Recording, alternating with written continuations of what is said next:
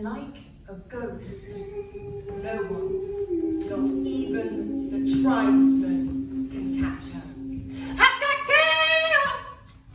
We have tried chasing her, but the further we ran, the more we chased, the further she ran, until she reached the edge of the black cliffs with nowhere to go but into the sea. Still, in my dreams, Ghost Horse and I were riding together, flying across the night sky! Oh! Everyone in the tribe laughed at me when I told them. All except my grandmother, who I called Mormor. She did not laugh. She was a wise crone. A medicine woman. On the morning of my 12th birthday, Mormor took me for a walk. It is time, Sarah.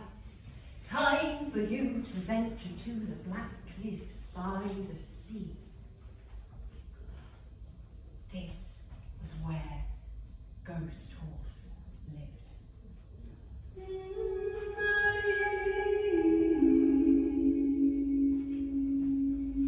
We watched her from far away, and I asked, but why are we here, Mormor? The men say we can't outrun her. They are right. So we will not chase her.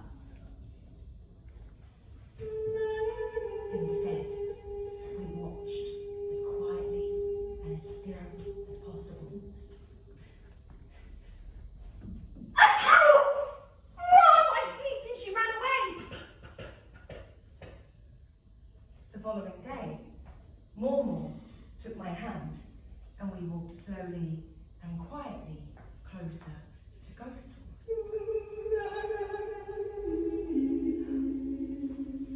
She's not standing.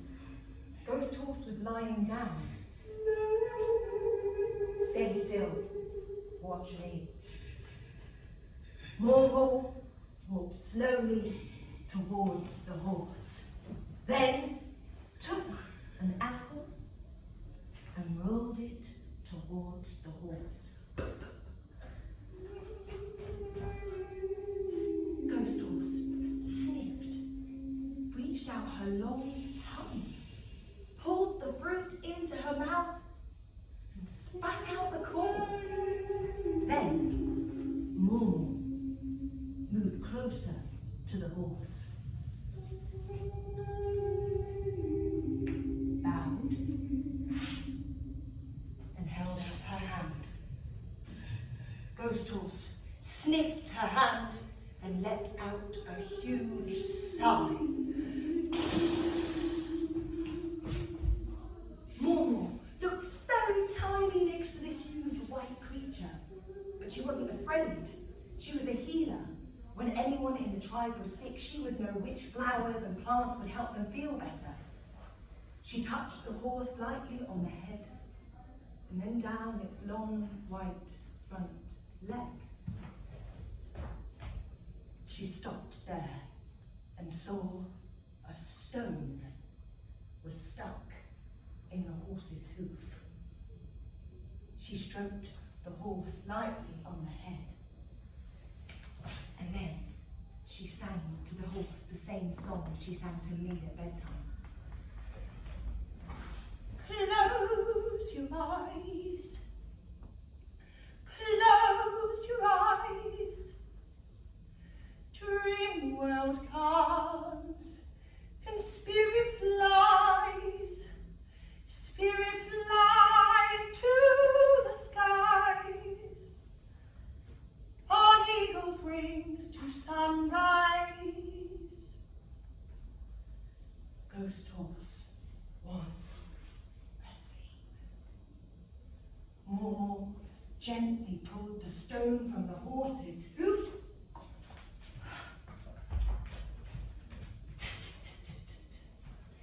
Then she took leaves and sticky bush sap and pushed them into where the stone had been. She laid her hand on the horse's hoof for until a crow cried.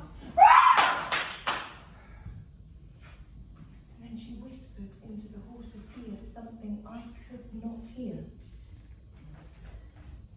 Then Mormor backed away from the horse, picked up her stick, and walked home to the village. On the way, I asked her, "Weren't you afraid being so close to a ghost?"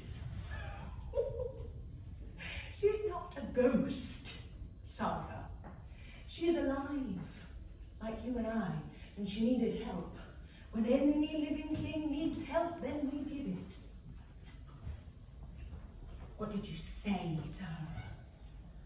For a long time, she said nothing. And then she said, "It is our secret. Maybe she'll tell you someday." The following day, Ghost Horse was standing again. And when Mormor held out her hand with an apple, Ghost Horse bowed to her, took the fruit from her hand, and spat out the core. I did not move. I was still afraid. No.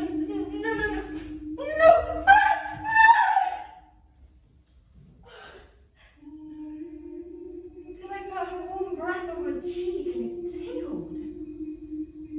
She looked at me. Her eyes were big and blue like the sky. I've never seen such eyes.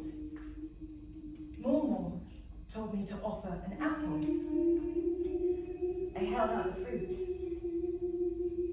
Ghost Horse bowed to me, took the fruit from my hand, and spat out the core. Then she looked at me as if to tell me something I did not yet understand. Just then I heard yelling. I turned to see the tribesmen. They had returned on another chase. Whoa! Ghost Horse bolted. The following day, when we returned to the Black Cliffs, Ghost Horse was nowhere to be seen. Just as my mother said. What did your mother say? If you chase a dream, it will fly away from you. And thus, dear Saga, she has flown away. The days were getting shorter, the wind was blowing colder. Soon the winter would come and it would be too cold to return. So as we left, I took an apple and left it on the ground. The following day, I returned alone to find that where the apple had been, there was a call, but no sign of Ghost Horse. So I waited, and I waited until it was too dark to wait any longer. So I took another apple. The following day, another call. See, Mormor! She's still here, so why would she not show herself to me? Soon it will be too dark to return. Have you tried calling her? I don't know her name. It's not a name she answers to. Call her with your heart.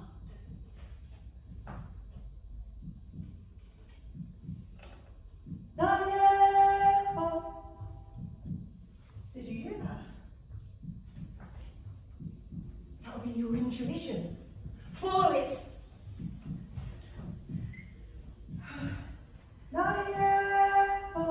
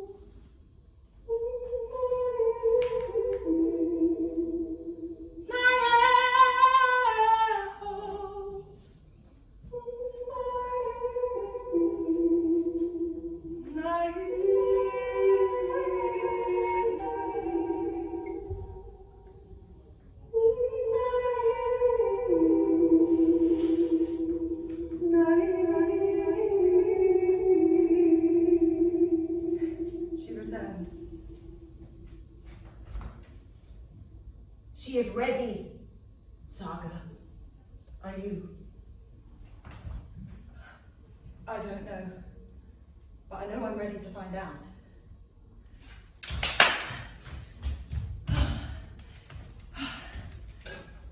I put my hand on Ghost Horse's mane and stroked her gently.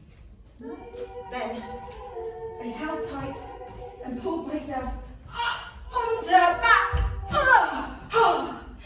Her fur tickled my legs. She was surprised and she turned to look at me. She looked at me with her big blue eyes and we saw each other. I was not afraid. Just then, Ghost Horse began to walk. Hold on to her mane! Hold on tight! Ghost Horse's mane was very strong and I held on with both hands. Then, I did what I had seen the men do. I nudged my heels into her side.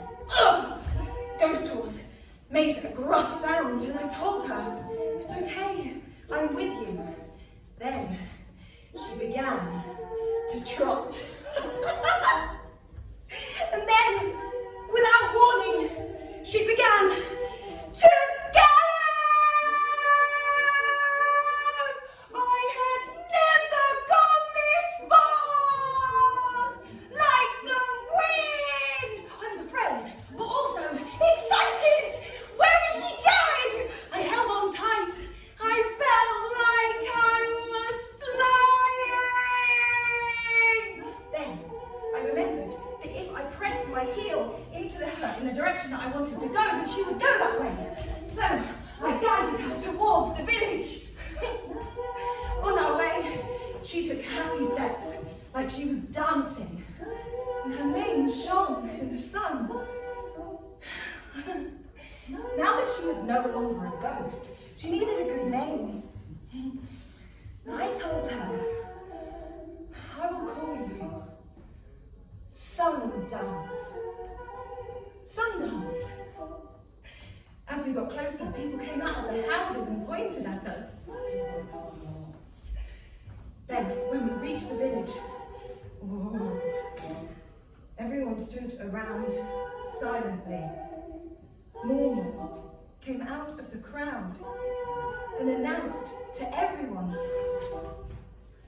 look how our brave little girl did what none of you could do. Sundance bowed to them. Just then, the tribesmen ran towards us, but we flew away!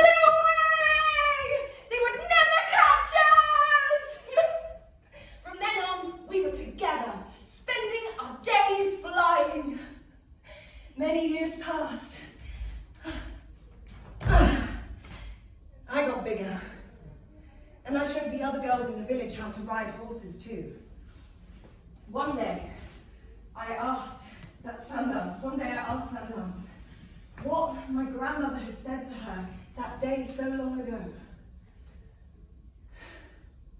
Put my hand on her neck, closed my eyes, and listened with my heart. And in my head, I heard her say, with this girl, you can fly. And that's where I got my name, Skyhorse. As the years passed, the other girls and I became mothers. We taught our children what we had learned. If you chase a dream, it will fly away from you. But if you give it love, it will fly away with you. Our children taught it to their children.